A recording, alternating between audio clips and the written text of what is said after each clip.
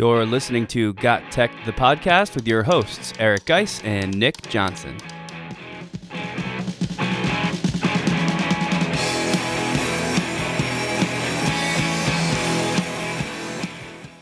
Welcome back to GotTechED the Podcast. This is episode 109 called Productivity EdTech Throwdown and the Educator Metaverse. In this episode, we'll go head-to-head in a brand new EdTech Throwdown, each sharing 3 productivity tools we've been using, then deciding who has the best selections. We'll also jump headfirst into the Educator's Metaverse as we discuss ed3educators.com. This is another episode you don't want to miss. Check it out.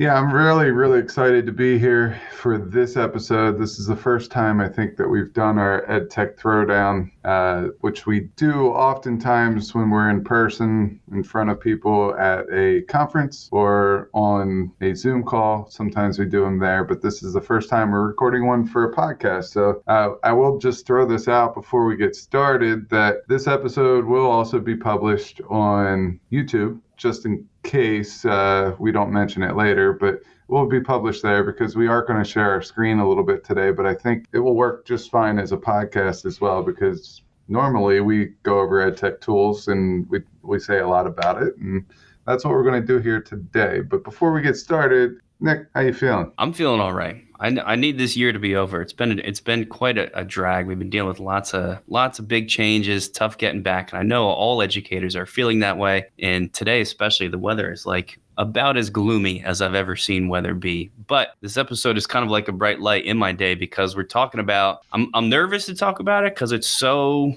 out there, but at the same time, it's exciting because kind of for the same reason, it's so out there that it is just exciting to talk about. I don't know, maybe I'll let you kick it off. Actually, before I let you kick it off, I'll contribute pretty much all I know about it, which is we're talking about how education is beginning to take advantage of the metaverse, which I know most people haven't even really had the chance to wrap their heads around yet.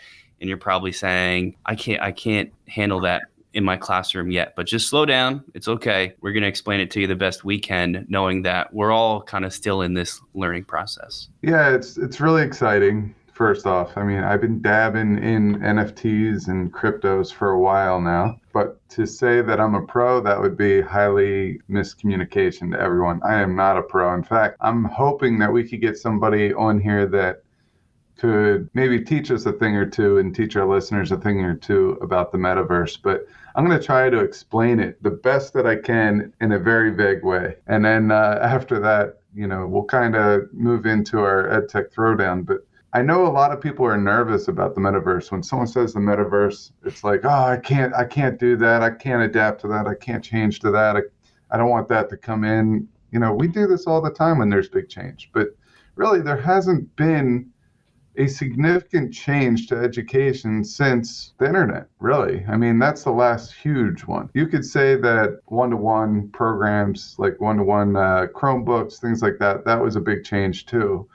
And that would be fair, but think of the internet. When the internet came, our worlds were rocked. The learning curve was slow at first, but once you got the hang of it, it was great. And really, that was just Web 1.0, where you can read things online. People can publish things, you could read them. Then we went to kind of like a Web 2.0, where you can read, write, interact. The social media platforms came out, and we can interact with one another. So Web 3 is really, it's still the read, write, interact, but now it's more of a trust and verification system. So what do I mean by that? And without getting into it too much, there is something called the blockchain. And in my head, and I hope I'm not too far off here, me being a science guy, I think of DNA and all the little patterns that make up genes and things like that. I almost think of it the same way. The blockchain is a series of numbers, letters, whatever it may be. And those numbers and letters, a sequence of that is connected to something.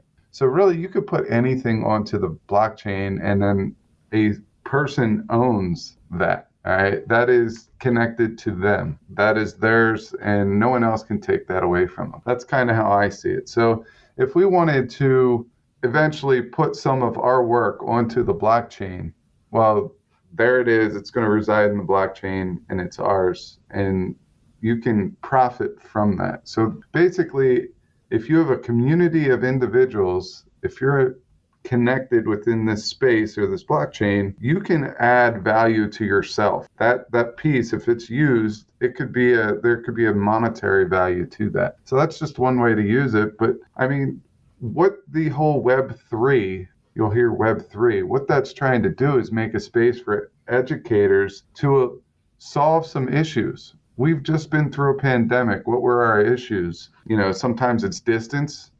And the other times it's access. Well, in the Web3, if people go to a web portal or a hub, well, that's going to eliminate the distance problem. And it's going to, because there are tools that live within this space that could be shared, well, that might eliminate some of the access problems too. So I know I kind of went all over the place there. I'm going to share my screen real quick. And for those listening on the podcast, this will be in the show notes. It's called ed3educators.com. All right. So here is the website. When you go to it, it is very avatar looking. I love the designs, but I don't want to get into NFTs, but I'm guessing that these are going to be the NFTs for the Ed3 educator space. And on this website, it will show you how to join the Discord and follow on Twitter. It talks about how education has been stagnant for 100 years. We made school in order to prepare people for the industrial era, and our education infrastructure was really built to produce factory workers. And now it's time for a change, and that's what it's pushing for. And basically on this, there are two different aspects that we want to take a look at: the impact that Web3 can have on educators and the utility that Web3 will bring to educators. So right now, they talk about an Ed3 DAO and the Eduverse. The Ed3 DAO is where educators can go and really innovate and make decisions in education together as a community. And the Eduverse is a free metaverse space for educators to connect, collaborate, learn, and earn.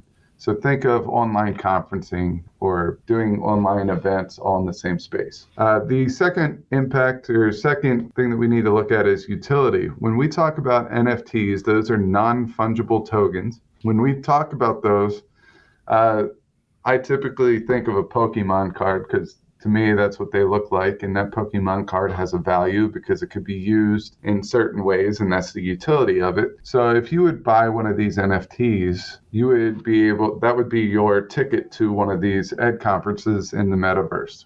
All right. So this is a pass into conferences, workshops, and you can get these things called social tokens, which are worth currency. It's a currency. All right. So I encourage you to go over to ed3educators.com because it's going to be able to explain this a lot better than I have. And I know this is probably a poor job, but I wanted to introduce it today because we are hoping to get somebody on that knows far more than us about this. And I think the opportunity for educators is just amazing. Now, Nick, do you remember we talked about a website over COVID? It was called GatherTown. Yeah, it sounds like vaguely familiar. So GatherTown is a program that you could share a link and you can have this meeting. And what it does is it allows you, so normally what we would do is go onto a Zoom meeting and have a meeting. And then you would have to set up breakouts and all that. GatherTown allows you to share a link. People are in this meeting and you're in a room, and it could be multiple rooms. You could go outside, you could go into the game room or the billiard room, you could go over to a bar, you could go to the lounge where the ping pong table or couches are. They're different areas. So if you wanted to have different topics going on, you would take your avatar on there and you would go to a different area. And as you approach people in different areas, their audio and their video come up onto the screen.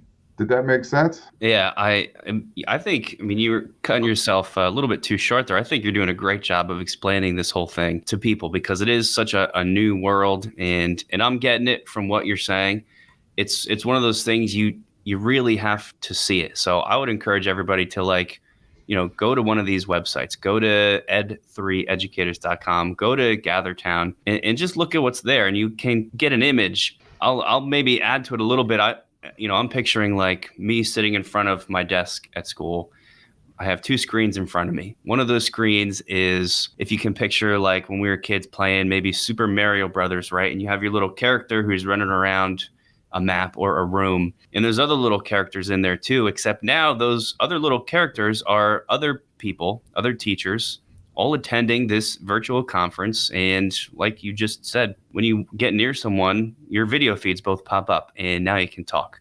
Or you go into a room and a video feed that is a presenter who is presenting in that virtual room, that pops up on your screen. So you can listen to what that presentation is. So it's really just trying to mimic what was happening in real life, except now you're doing it digitally. You can still walk around and move within this, within this space. And that's, I think, a nice sort of a concrete way to visualize just one aspect of the metaverse making its way into education. So keep it up, man. You're doing a great job. Well, let me say this. Did it make sense the way I just explained that? It makes sense to me. Someone that's out and about that never heard of this before, I don't know if it will make complete sense, and that's okay because it didn't make complete sense to me when I first looked at it. But if you go and you look at ed3educators.com, they have everything laid out there. And if you get onto their Discord, you don't have to, but if you do get onto their Discord, they have a great community there. There's over 500 educators there, and they share resources. Some people are writing blogs, and it really starts making this complex topic a little bit more simplified. But what I did is I joined the Discord, and I happened to be in there, and they're like, does anyone want to test out GatherTown? I've already tried GatherTown before, but they were explaining it to me that GatherTown is kind of like the prototype for the metaverse. They're going to build something separate, but GatherTown is kind of there for a prototype. And, it was really cool because I was in there with a couple other people, and one of the co-founders of Ed3 Educators, Vritti, I hope I'm pronouncing that right. She's phenomenal. She's very, very patient with me as I asked 30,000 questions. And there are two other people in there, and we kind of went around and we took a look. Like, if you picture a conference, pick one of the big conferences. It doesn't fetch or any of the big ones. You go into this big conference place and you have an auditorium where maybe the keynote speaker. Well, guess what? They still have that in this virtual world. And for you, it's not going to be much different than setting up a Zoom call. And then you use your arrow keys on your keyboard to move yourself around where you want to go. So what it does is it allows people from all over the world to come together at the same time in this virtual space and get value from one another. And I think that's amazing. And that's really what I wanted to take some time to just share, because I'm very excited about it because I saw the value in it when I was just there with 3 other educators. And I think it's awesome. I think it's another way for educators to take their craft to the next level. But I also see this being used in the classroom in several different ways. You have Skype a scientist. Well, why not have 5 scientists there in 5 different rooms, and the kids have a choice where they want to go, and you can invite 10 different schools to that. The opportunities with this are, plentiful. You could really push the educational envelope a lot further in this space. And I'm just really excited for it. And this is at the very beginning, so don't feel like you're so far behind. I would just take a little bit of time, take a look at the site, take a look at some of the resources they have out there, such as YouTube videos and things like that. And I think your brain's just going to start running wild a little bit, and you're going to be able to figure out how you would use this in your classroom.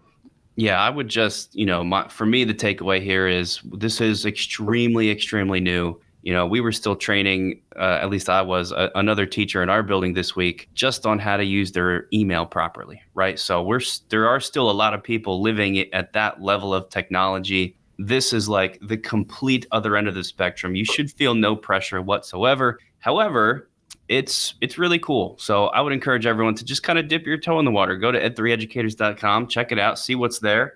If you really want to learn more, it's just going to take, like Guise suggested, maybe join the Discord, start asking people questions. We have some Twitter accounts that would be really great to follow. One of them is at the Tech Rabbi.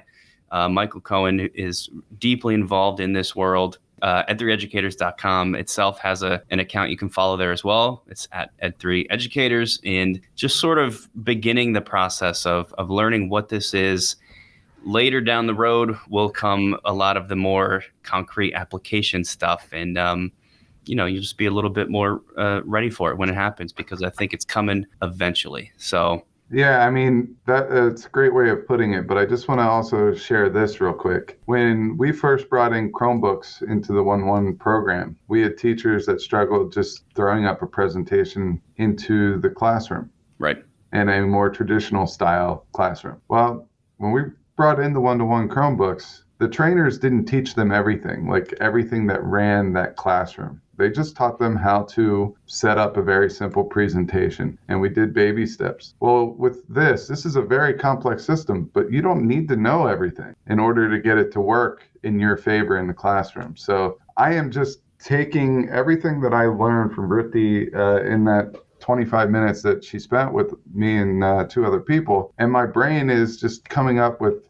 4,000 different ways that I would use this in education, whether it's for professional growth or whether I'm teaching students or how students can even use it. So I just think it's awesome. Make sure you go over, take a look. I think maybe we should get into our bulk of our episode, which is the EdTech Throwdown. And this is with our category, I believe, is productivity, right? This podcast is a proud member of the Teach Better Podcast Network. Better today, better tomorrow, and the podcast to get you there. Explore more podcasts at www.teachbetterpodcastnetwork.com. Now let's get back to the episode. Yeah, let's come back down to planet Earth now and live where most educators are still living, which is just using tech. And one of the biggest areas of that tech, like you said, is productivity. So our throwdown for today, we each found 3 tools. We're going to keep it light, and we're going to present those. And at the end, if we feel like it, we'll try and decide who's our better, or if there's maybe 1 or 2 that stand out to us. And hopefully along the way that as you listen, there's a couple of these that you can pick up on. And I believe I'm listed first here. Do you want me to kick it off? Yep, I will throw you in there, and you could start bringing up your first one. Yeah, so my first one is really cool. It's called Beeline Reader, and that's spelled like the insect, BE, Line Reader. This is actually a Chrome extension. All of mine today happen to be Chrome extensions, and I've been using this because these days I'm spending so much time in front of not just one computer screen, but right now, and half of my day, I'm in front of 3 computer screens that are all linked together with different things up. My grade book is on one, my email's on the other, and you're just constantly bombarded with this stuff. And it was actually starting to bother my eyes. It was at the end of the day, my eyes feel very tired, and I was looking for some ways to combat that. And this is a great one. So when you download this extension, Beeline Reader, it's going to give you the option to, when there's text on a website, it's going to color code the end and beginning of a sentence of consecutive lines of the text, right? So if you're watching this via video on YouTube, you can see what it looks like. And for our audio listeners, I'm just going to try and describe it. But imagine, you're reading a line, and towards the end of that line, it starts to slowly fade to the color blue. And then when you get to the end of the line and your eye drops down to the next line of text, that next line of text is also that same color blue. And the effect of that is it just makes it easier on your eye to track down from one line to the next. Actually makes a huge difference. I'm finding that I can read a little bit faster. It's a little bit less tiring for me to read through this text. The whole thing just seems a little bit less daunting almost. And it really makes a huge difference. This is an extension that is changing constantly. They're always updating and adding new features, all centered around making it easier to read. The other thing that you'll find they do is blur out any sidebar nonsense like ads or maybe things that the website you're on is trying to sell you, or little menus. You can still see all that stuff and click and interact with it, but it's going to make it blurry or gray so that it doesn't distract you, which is also tough on your eyes. So Beeline Reader has been a great one for me, and I think it's an important thing that people know there's stuff you can do to help yourself. What do you think about this one? I think it's awesome. I was the kid growing up that couldn't focus, and when I was reading a paragraph, my eyes would wander.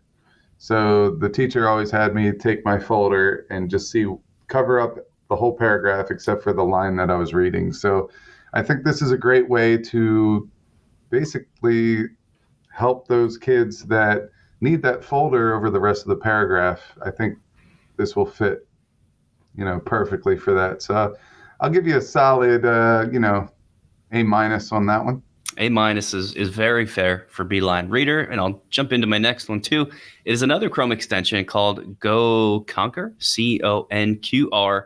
They have a website, goconquer.com, where you can check it out, but eventually you're going to want to add this to your Chrome browser. And this is one for the students. We always like to make sure we hit on that because that's the main purpose of our podcast, and that's really what this is all about. So GoConquer is sort of a unique space. They call themselves a personal learning environment, which is always, that kind of description is always vague to me because it doesn't really tell you any specifics. But what you can do in there, it's a collaborative space. It's an interactive space where you can share things, as so much of this internet learning is built on. And those things include stuff like mind mapping. So if you've ever got any kind of brainstorming activities, there's lots of ways you can create that mind map. This would be another one. Along with that, your students are going to have the ability to create flashcards to help them learn things, dates, formulas, whatever else it might be. You can see here, if you're watching the video of this episode, some examples using math equations. It's a little like graph paper themed flashcards, and you can type in whatever you want on different sides and scroll through to quiz yourself and study. When you make some flashcards, you can share those with other students in the class. If you're the teacher, you can make the flashcards and then share those out with an entire classroom of students, an entire group of students, which is super helpful. There's also like a upvoting, downvoting feature, so you can see what flashcard sets are out there that people like and are very useful, and other ones that people don't like. And, the list goes on, like taking notes, study planners. If you're in groups with people, of course, there's that resource sharing within the group. And a big one for me is the online discussion aspect of this, because we have a lot of teachers who are still looking for the best way to do an online discussion, and there's tons of options. I think this could be a helpful one. So GoConquer, check out those things and maybe share it with your class of students if this is a need that you could maybe see fulfilling with something like this. All right, that's what I think about that one. I really like the discussion piece. I love that it gamifies your classroom a little bit, and it seems to be a very easy tool to use. So I'm going to give you a B+ only because I wish that was my tool that I presented. Wow. Yeah, I mean, dude, the sound effects, I'm going to need that more often as we record. Thank you for that. And again, I'll take oh my God. All right, nope. I'm gonna knock that off, Yeah. But that was just to cover up some of that excitement on your end. Let's get into your third one. Yeah, I'm regretting saying that I like the sound effects. Let's see what we get now with my last one called Go Full Page. This is actually my favorite. Another Chrome extension with Go Full Page. If you've got a very long website, maybe a very long article, you can basically screen cap that entire article, not just what's visible on your screen using the computer's screen capture button or function, but everything. So even stuff that's not visible, it's going to capture all of that from the entire web page. And then when it captures that, it's going to give it to you in an editable format. That means you can remove things. So if there's a picture you don't want, or some ads that shouldn't be there, or sidebar stuff that you don't need, buttons, just kind of clean up everything. you can then go in and do that. Once all of this has been edited the way you like, you have the option to download it and share it out from there.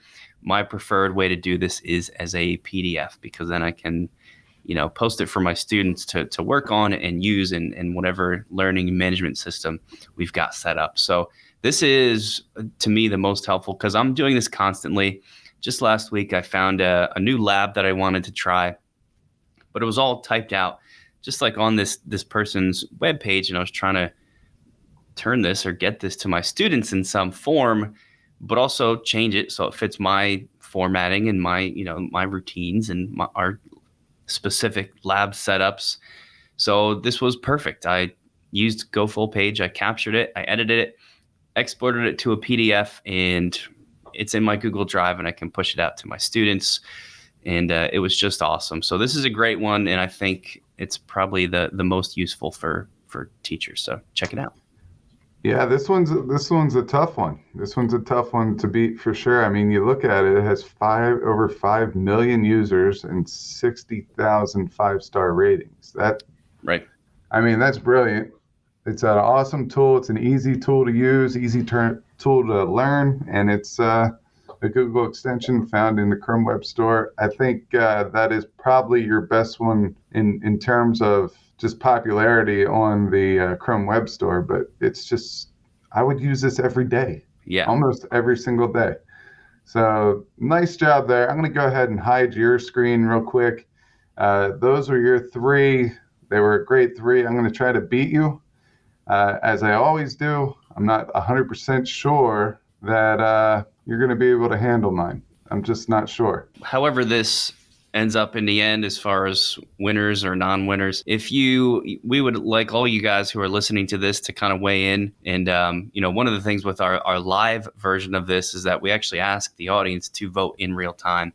We can't do that in a pre-recorded show, but head to Twitter and follow probably the show is the best way to do it. So if you find at WeGotTech, let us know who you think won the Productivity EdTech Throwdown, and we'll kind of tally those up for our next few episodes. All right, so I'm going to go ahead and share my screen. You're going to see my first one. I like this one a lot. I use another service called IORAD, which I really, really like, and I use them for some more of my complex cases of making visual tutorials and video tutorials of ways of getting things done. But I want to bring this one to your attention. It's called Tango. If you go to tango.us, you can see it, but it's also part of the Chrome atmosphere, and it's free. All right, so the way that we would do this is it would take screenshots of every click that you make on your screen, and it would take those screenshots and allow you to type directions next to them. All right, so this is how it works. First thing you're going to do is turn on Tango and walk through your process. So it's going to capture everything.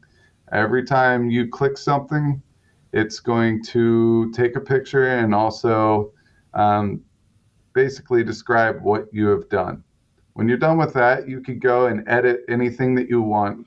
So say that you're sharing a document with student names on there and you don't want people to be able to read their names or look at their picture. You can select areas, blur them out.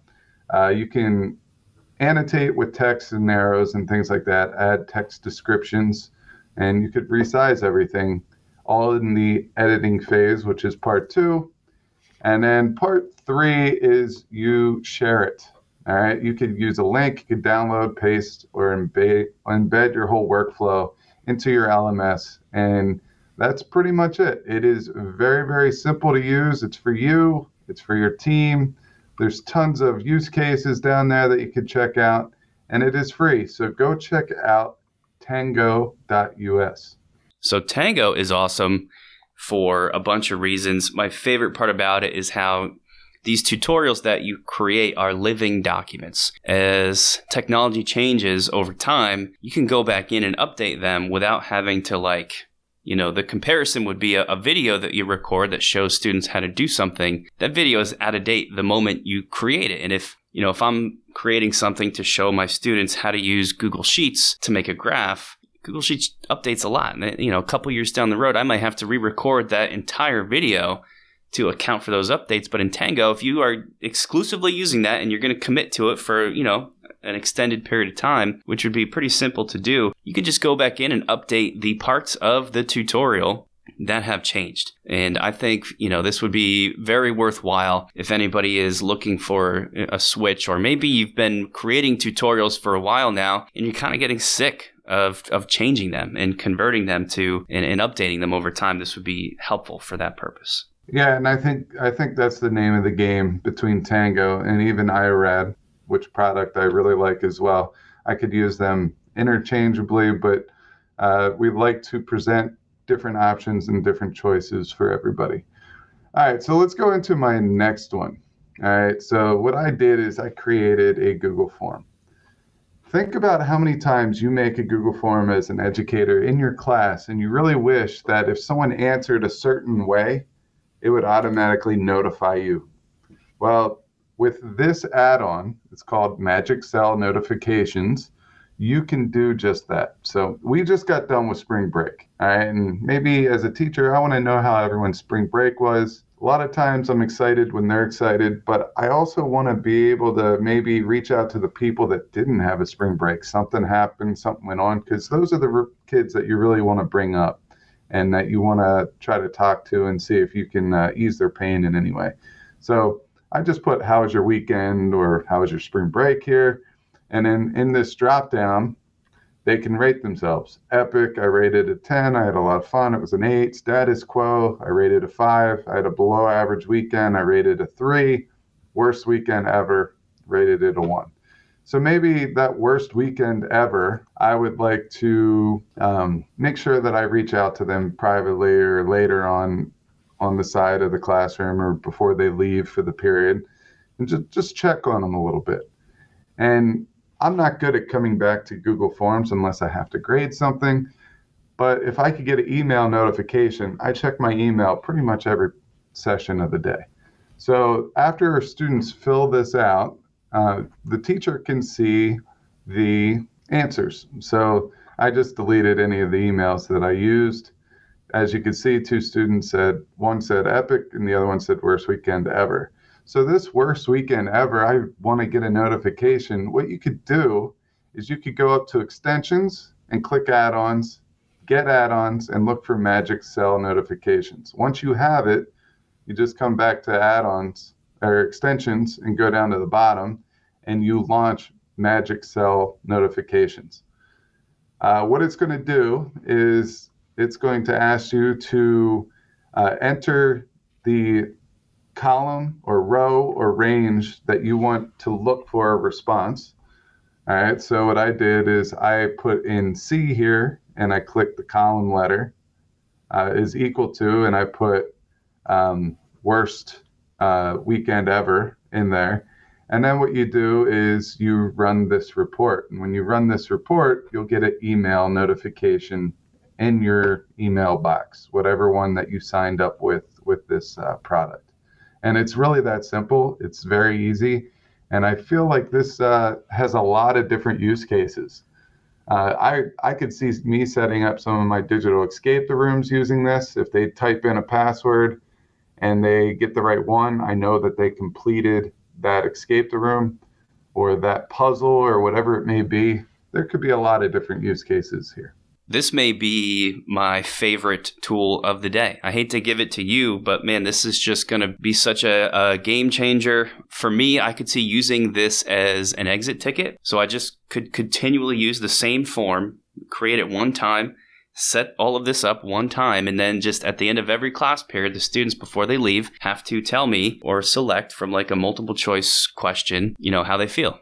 How'd this lesson go? Do you understand? Do you have questions? Do you totally get it? And they get to submit that. And it means that I don't ever have to actually go in and look at those form responses. That is huge because I push out a lot of Google Forms, and it's not the biggest deal in the world, but it is extra clicks. It's extra time. It's extra effort. You got to open the form up. You got to weed through, maybe export it to an Excel sheet or a Google sheet, depending on what you want to do. But with this, I can just set it up so maybe I get an email for any students who indicate they are super confused. So if it's just 1 or 2, I can address them individually. If half the class says, I am still super confused, I can see that automatically in my inbox without going into that form again. So, man, that's just awesome. I haven't used this before, but I for sure am going to start. All right, I'm going to head into my last one. This one is super new. All right, it is super new. This is kind of like a sneak peek almost of a new tool. It's called Web Reel. And I kind of look at this one as being the, I don't know, more organized or more visually appealing Wakelet. I love Wakelet. I love what it does. But Web Reel does what Wakelet does, but it makes it a little bit more visually appealing for me. I'll show you what I mean. So if we go down here, in Wakelet, you can make collections. And people can make copies of these collections, and they could add to them. They could take resources out. And you could add any type of resource that you possibly want. Whether it's a URL, a picture, a video, whatever it may be, you could add it. Well, in Web Reel, you could do the same thing, but one thing I like here is kind of in Reddit and some of the other forums, you can upvote it. I know one of the ones that I look at all the time and I upvote is Product Hunt. Product Hunt is where I find a lot of good technology, and you can upvote it. Well, here you could do the same thing. You can look at the whole collection, you could follow it, but you can see how many websites are in there, how many views it got, how many followers. And when you hover over it, you can follow it, or you can learn more about this collection. And as you go in, so I'll go to Flipped Learning Classrooms here, and I will go in there. It has an article on Flipped Classroom right away, and then there's a bunch of different resources down here, whether it's technology like Flipgrid that you could use, or a collection of EdTech tools for the Flipped Classroom. But there's a lot of different things here. There's different products you can buy to support your Flipped Classroom. There's books and everything like that. If you really like a resource in here and you find value in that, well, you can go ahead and give it the thumbs up. If you think it's not a great resource, you could give it a thumbs down. All right, so it's very cool in that way. You can keep going in and you can take a look. Here's a freestanding locker that you could buy off of Amazon, and you can go in deeper. But I mean, I see these as collections, yes, but I could also see these as e-portfolios where students publish their work. I could also see them as choice boards or playlists where you tell the students, look, these are in rows of 4. You have to pick one from each row. Out of the 12 things that I give you, you have to read one from each row, or you have to interact with one from each row and do a personal response. I could see many use cases out of this, and this is Web Reel. I think it just looks very, very sharp, and I'm interested to try it out.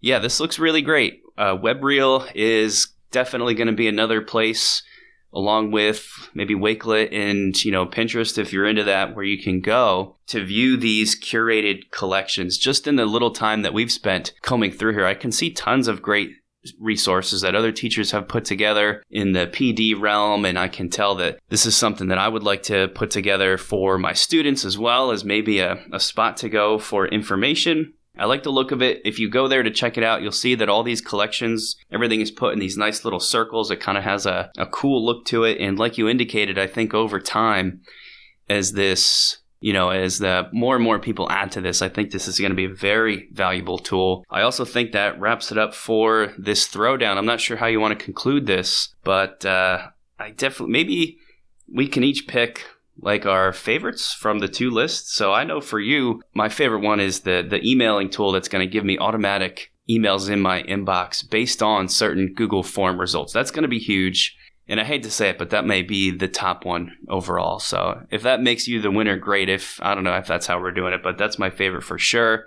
From my list, I think Beeline Reader, just because I have used this and I just know how much easier it's made reading stuff online. So that's going to get it for me, for sure. Yeah, I really like your web page clipper. I really like that one. So for me, that's something I'm going to add to my toolkit. But I I think the one that I just did, WebReel, is something that has a lot of potential for me to use in what I do in the day in and day out education world. So I'm looking forward to interacting with that a little bit more. You know, like I said, I don't need a W here. I mean, I think you're suffering. I think you need one, but I'm not going to give you one either. So maybe we could get, we'll put this on YouTube and we'll put it on our podcast page, and maybe we could get some people out there on Twitter interacting and seeing which ones they enjoy the most.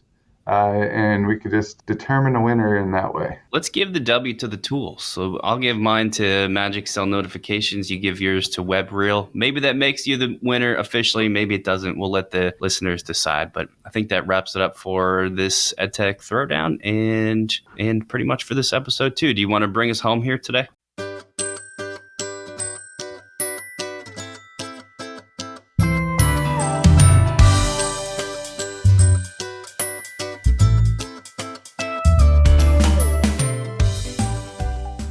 I can bring us home. So if you like today's content, make sure that you follow us. You can follow us on any of the major podcast players. You could go over to YouTube, search GotTech the Podcast, and our channel will pop up. Subscribe there. And you could also go to social media. I'm on mainly Twitter at Guise GotTechED, Nick's at Nick GotTechED, and the podcast is at We GotTechED. Nick also runs our social media when it comes to Facebook and Instagram. So, and same handles are there as well. Please, if you like what you heard, leave us an Apple Podcast review or just tell others about us. That's the best way for us to all learn and grow together. We appreciate all the feedback and all the interaction that we get on social medias. And lately, we've been talking to a lot of people face-to-face in conferences, and that's awesome too. So until next time, check out some of these productivity hacks in this version of our EdTech Throwdown. We'll see you later. Thanks for listening to GotTech the Podcast. Remember to subscribe to our show and follow us at We Got Tech on Twitter so you can stay up to date with the latest episode releases, blog posts, product reviews, and PD announcements. You can also follow Guise and I individually at Guise Got Tech and at Nick Got Tech on Twitter or on Instagram at Nick Got Tech. Finally, remember to check out our website, GotTechED.com, where we post all our episodes, articles, and resources available to you for free. Until next time.